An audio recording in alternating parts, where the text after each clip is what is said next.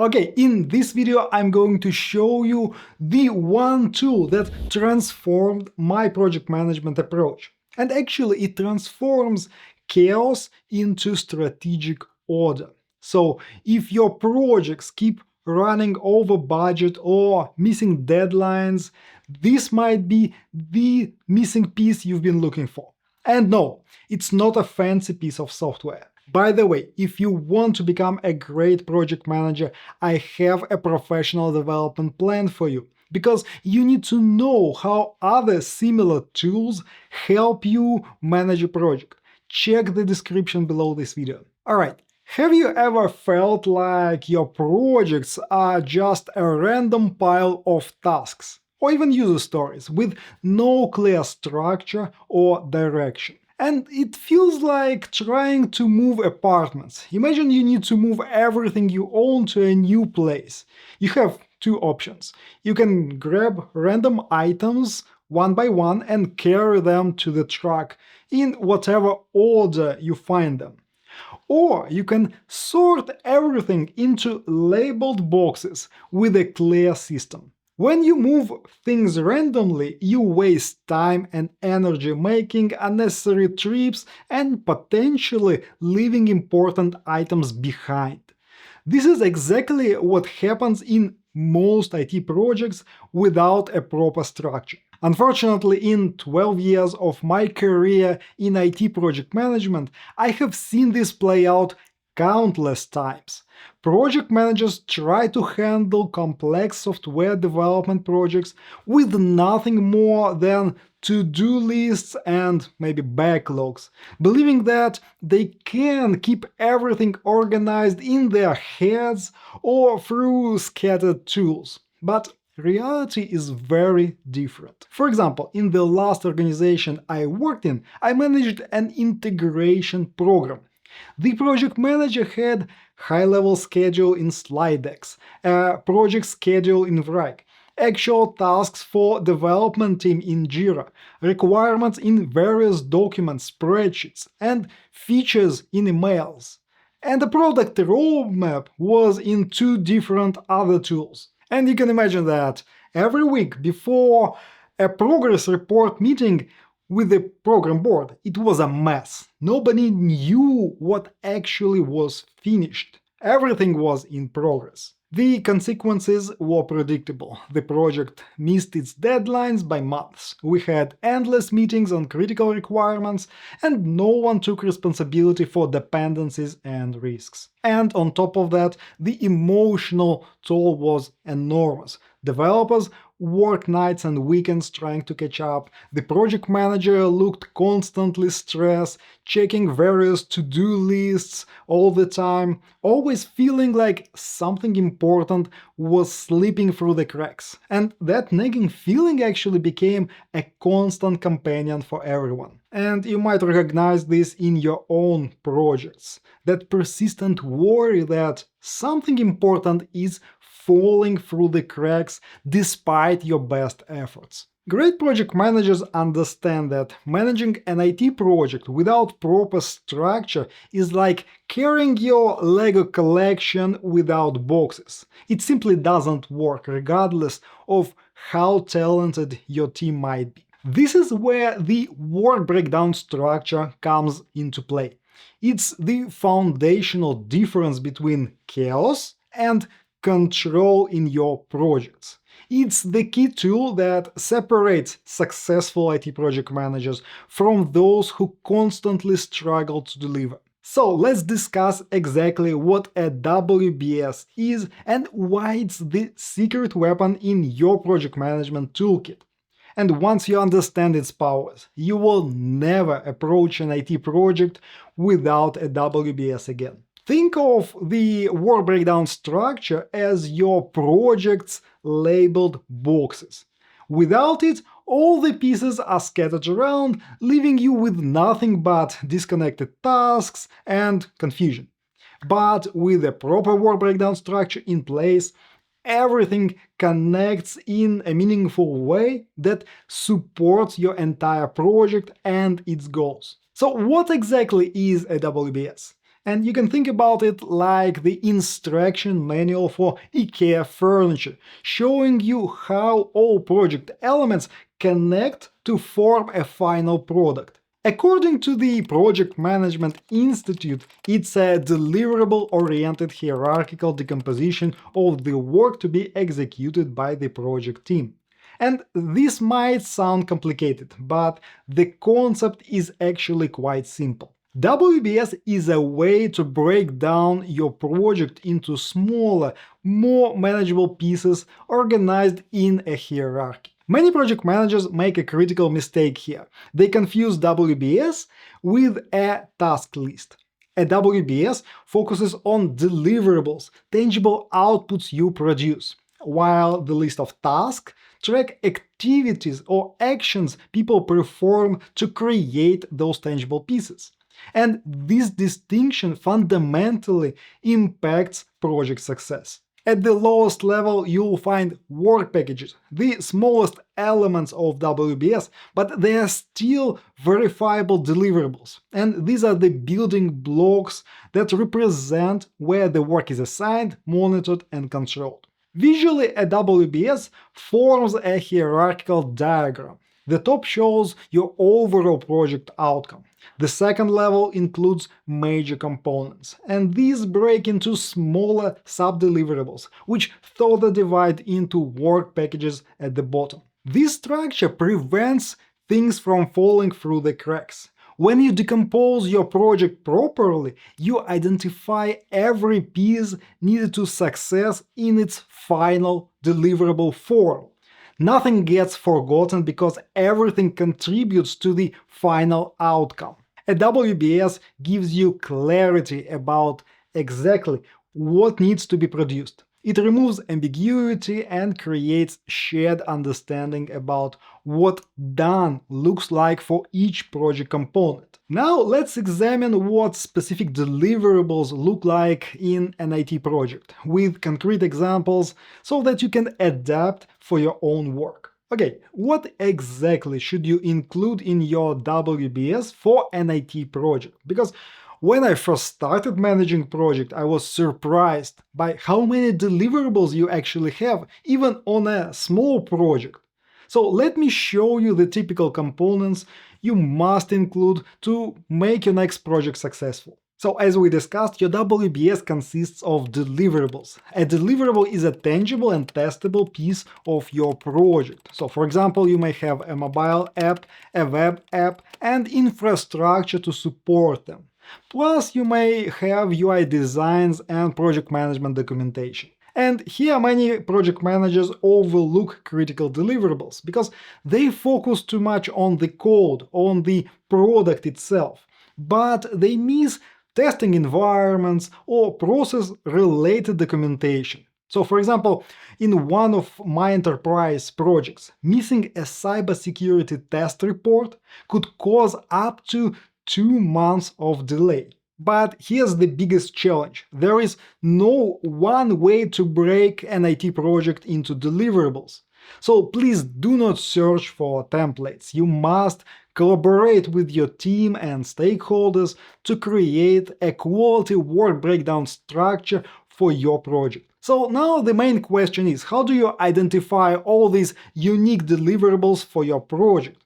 Please pay close attention here because this is something that I teach only inside my IT project management mastery course. You put the vision of the final product, service or result at the top of a work breakdown structure. It should come from a project charter or a conversation with project owners. The second level of work breakdown structure includes all main deliverables. These come from multiple sources. First of all, if you follow a structured project management process, you will again analyze the project charter and project scope statement and any other document at the start of the project. These documents must describe the main deliverables. Second, you must review internal policies and workflows. They will indicate which project management documentation and processes are mandatory. Third, you communicate with project stakeholders, specifically subject matter experts.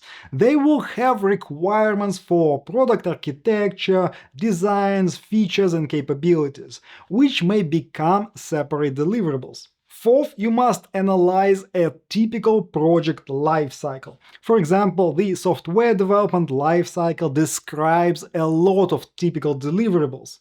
So you must decide whether to make one of them for your own project or not. Fifth, consider what project management artifacts you must create and make presentable to a larger audience, or documents that stakeholders must approve. Last but not least, consider what it takes to assemble all other pieces of the product or project and make them available to the public. For example, what does it take to build the whole service in the production environment? These sub-deliverables go into a unique project management or integration deliverable, and that's totally okay to bundle them up there. After that, when you have the first draft, you can use wildcard brainstorming. You will work with your team, subject matter experts, maybe some stakeholders and other project managers to identify different additional pieces of the project that may require time and effort to produce. And by the way, if you find this video useful, please click the like button right now. This way I'll know you want to become a great IT project manager. So these deliverables will form your second and third levels of project decomposition, but you shouldn't stop here.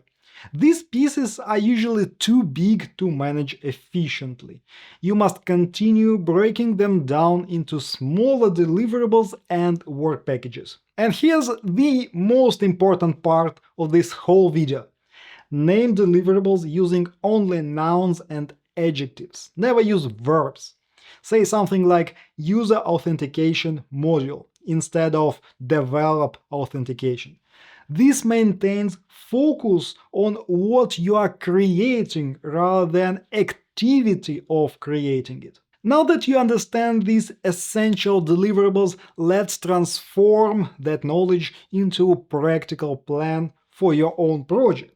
Let's walk through exactly how to identify and structure these deliverables in your next project. And creating a powerful work breakdown structure isn't complicated once you understand the concepts.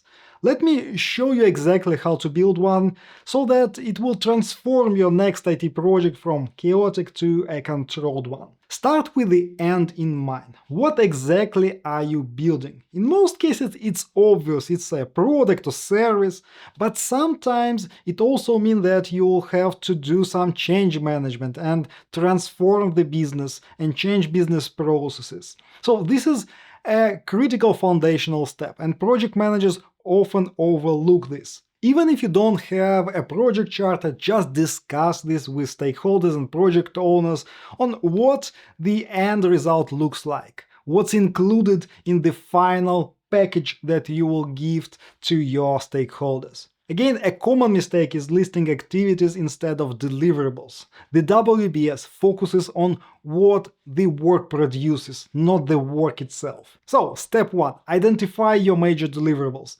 Ask everyone you may reach what tangible and verifiable things we must produce for this project to be complete. The biggest pitfall here is to assume that something is just a part of development process. For example, in a program I mentioned earlier, I identified over 50 deliverables required for project success. And here's the rule of thumb. If something is not in WBS, it's not a part of the project. In practice, it means that if you cannot connect a task to a specific element in the work breakdown structure, it's a red flag. You need to investigate this problem. Next, you want to bring your team into the process. Gather all your tech leads, business analysts, and key stakeholders for a focused brainstorming on your first draft. Their collective expertise will catch blind spots. And by the way, here's an interesting and unexpected example from my experience. During one of my critical infrastructure projects, our UI designer identified a big chunk of database work we didn't consider.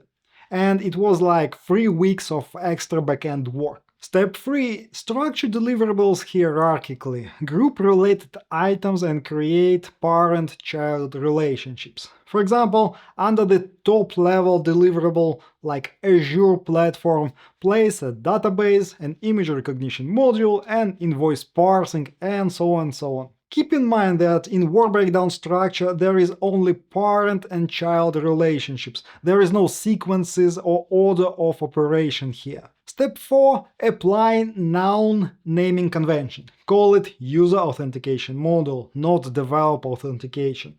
Name it test plan, not create test cases.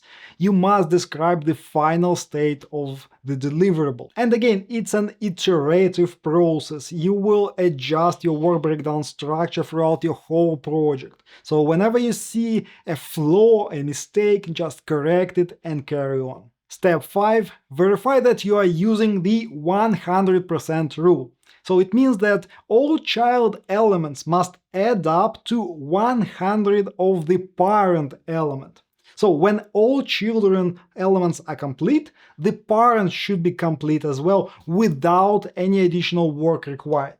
And this identifies missing or unnecessary items in the structure. A typical example in IT industry is testing. Testing should not be outside of the work breakdown structure. Testing should be a part of each and every deliverable or work package. Now you can imagine that with a completed work breakdown structure, you will transform conversations into specific discussions about deliverable status. And estimations will become more accurate because you are estimating what it takes to fully finish a piece of a project and hand it over to your stakeholders. But now I almost hear you think, can I actually use a WBS in an agile project management approach in the IT industry? And the answer is yes, you can. And if you want to become a great project manager, you must understand how to apply these concepts to any project using any project management software. And I have an online course that can help you master all aspects of IT project management. Check the links in the description. So again, work breakdown structure is the foundation that makes everything else in your project possible and easy. When you organize your work this way, you focus on creating actual deliverables instead of completing random tasks. But unfortunately, it will be a completely useless tool if you don't understand what to do next with each and every deliverable and work package. That's why I recommend that you watch this tutorial next. It will help you understand the big picture of project management. Click the video now because I'm waiting for you there to continue our discussion about proper project management.